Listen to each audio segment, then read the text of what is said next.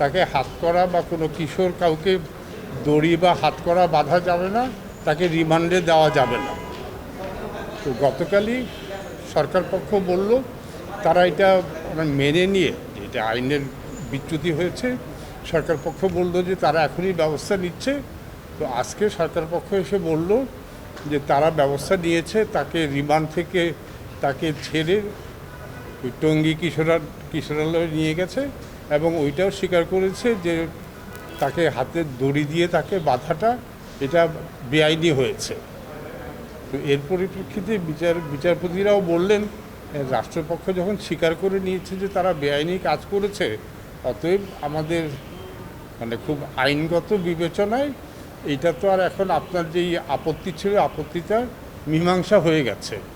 অতএব এই মীমাংসা হয়ে গেছে এবং এতে আমার মনে হয় যে যেটা লাভ হবে বা সবাই যেটা জানা হবে যে 18 বছরের কম কোনো কাউকে যদি পুলিশ গ্রেফতারও করতে চায়, তাকে হাতে কবজি পরানো যাবে না, তাকে দড়ি দিয়ে বাঁধা যাবে না এবং সাধারণ আদালতে তাকে নেওয়া যাবে না, তাকে কিশোর আদালতে বা জুভিনাইল কোর্টে নিতে হবে।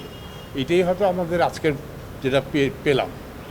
ভবিষ্যতে কোর্ট বলেছেন ক্ষতিপূরণের কথা, সেটা কি? হ্যাঁ, কোর্ট বলেছে যে এটা তাকে যে তার সাথে যে বেআইনি আচরণ করা হয়েছে এটার জন্য ক্ষতিপূরণ চাইলে ওটা অন্য আদালতে ক্ষতিপূরণের জন্য আলাদা দরখাস্ত আপনারা নিয়ে আসতে কেউ বাধা দিবে না।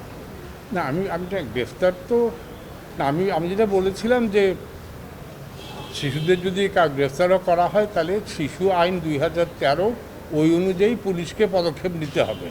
এটা অবশ্য কোর্টও বললেন যে আমি যেটা বলতে আজকের এই ঘটনার পরে আর আমি যেটা বলেছি যে শিশু আইন 2013 আমাদের কোনো চর্চা নাই। আইনে বলা আছে শিশুর অনেক অধিকারের কথা, কিন্তু কেউ জানেন না, মানে না। এবং এই শিশু আইন নিয়ে আমাদের কোনো হাইকোর্টের কোনো বড় জাজমেন্টও নাই। শিশু আইনে তো 10-11 বছর হয়ে গেল। অতএব এইটাই সব কিছু দৃষ্টি আকর্ষণ করা।